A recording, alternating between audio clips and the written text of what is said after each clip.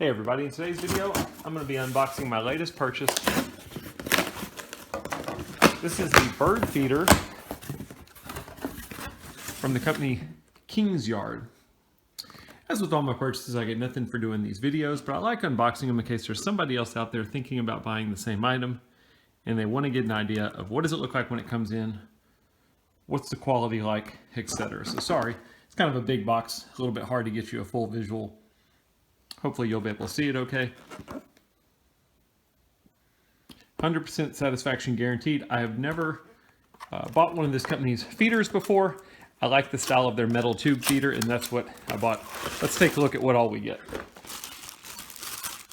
And I'm going to unbox it, and I'm going to put it outside. If I get any footage of any birds using it, maybe I can attach that as well. So give me a second here.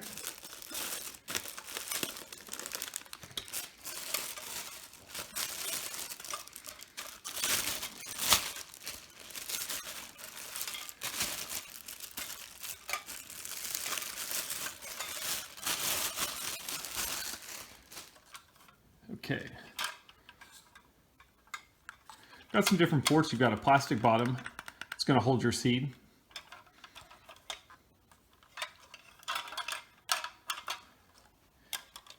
Metal roof that stays attached. And then you can raise or lower it as needed. Hopefully you can see that okay. You want to open it, you simply lift this up.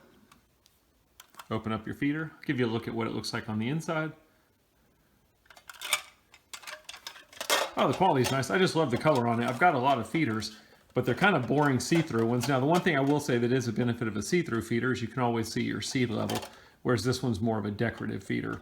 If you want to see your seed level, you're going to have to look at the ports or open it up and check it out. They do give you some different ports. So depending on what kind of seed you're feeding, change these out. These look to be just extras, I guess, in case you have problems with any of the ports and you need to change them out. You can simply change them out.